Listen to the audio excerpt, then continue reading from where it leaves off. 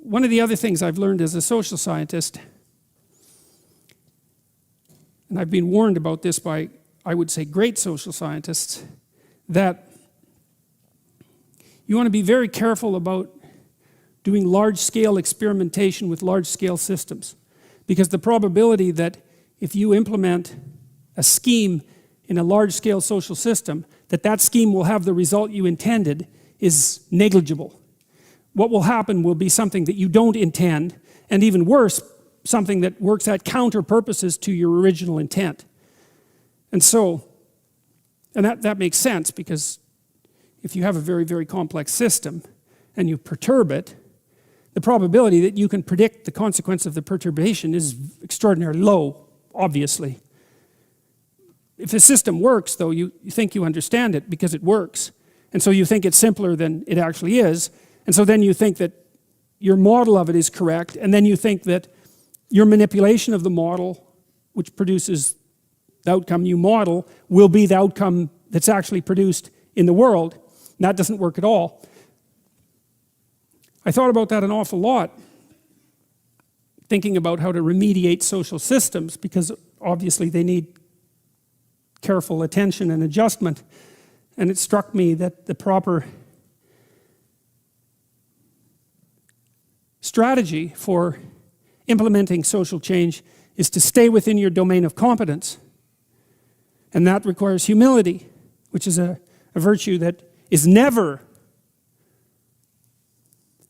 promoted in modern culture, I would say. It's a virtue that you can hardly even talk about. But humility means you're probably not as smart as you think you are, and you should be careful. And so then the question might be, well, okay, you should be careful, but perhaps you still want to do good, or you want to make some positive changes. How can you be careful and do good? And then I would say, well, you try not to step outside of the boundaries of your competence, and you start small, and you start with things that you actually could adjust, that you actually do understand, that you actually could fix. I mentioned to you at one point that one of the things Carl Jung said was that modern men don't see God because they don't look low enough.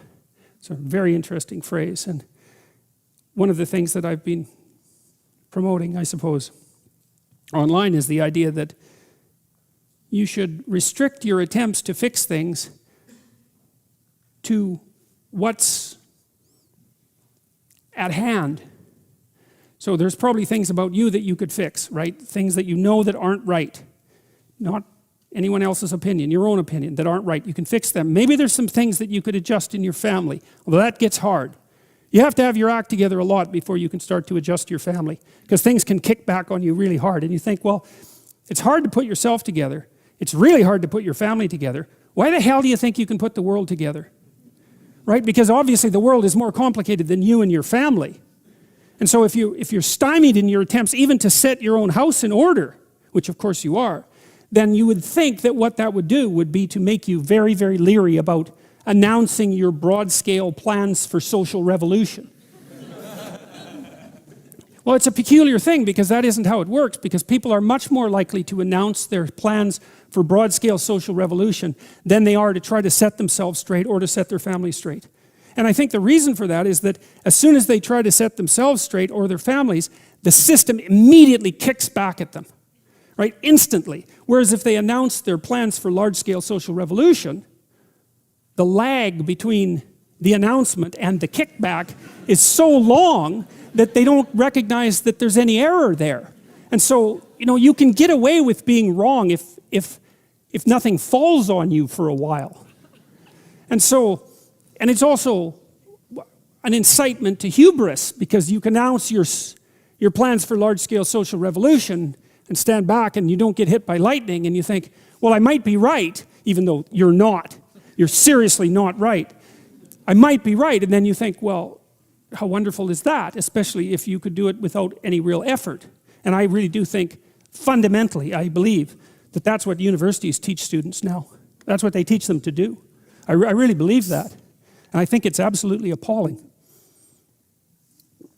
And I think it's horribly dangerous, because it's not that easy to fix things, especially if you're not committed to it. And I think if you're committed, because what you try to do is you try to straighten out your own life first. and that's enough. Like I think it's a statement in the New Testament that it's more difficult to rule yourself than to rule a city.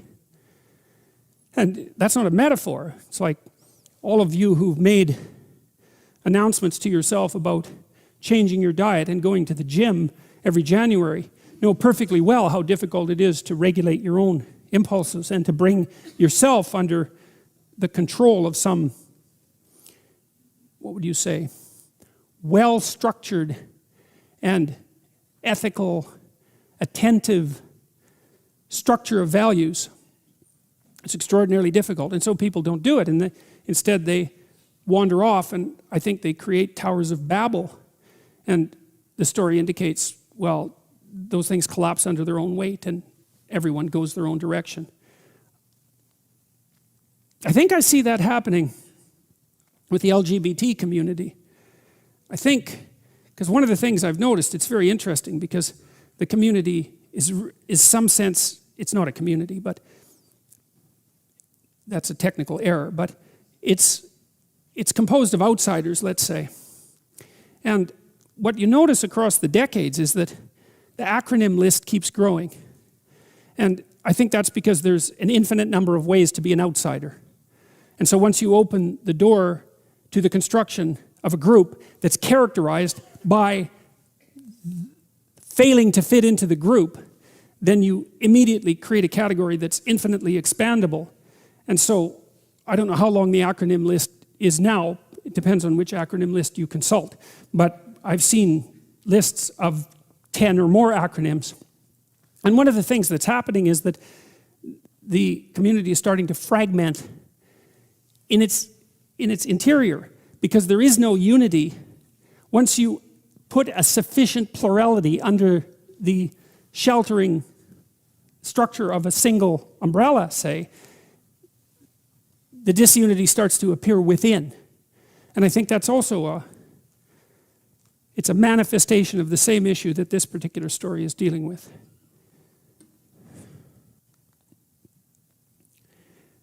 So that ends, I would say, the most archaic stories in the Bible. There's something about the flood story and also the Tower of Babel. I think they outline the two fundamental dangers that beset mankind. One is the probability that blindness and sin will produce a natural catastrophe or entice one. That's something modern people are very aware of in principle, right? Because we're all hyper concerned about environmental degradation and catastrophe. And so that's the continual reactivation of an archetypal idea in our unconscious minds, that there's something about the way we're living that's unsustainable and that will create a catastrophe. It's so interesting because people believe that firmly and deeply, but they don't see the relationship between that and the archetypal stories, because it's the same story. Overconsumption, greed, all of that is producing an unstable state, and nature will rebel and take us down, right? You hear that every day in every newspaper and every TV station. It's broadcast to you constantly. And so that idea is presented in Genesis, in the story of Noah. And then the other warning that exists in the stories, one is beware of natural catastrophe that's produced as a consequence of blindness and greed, we'll say. The other is beware of social structures that overreach, because they'll also produce fragmentation and disintegration. And so it's quite remarkable, I think, that at the close of the story of the Tower of Babel, we've got both of the permanent existential dangers that present themselves to humanity already identified.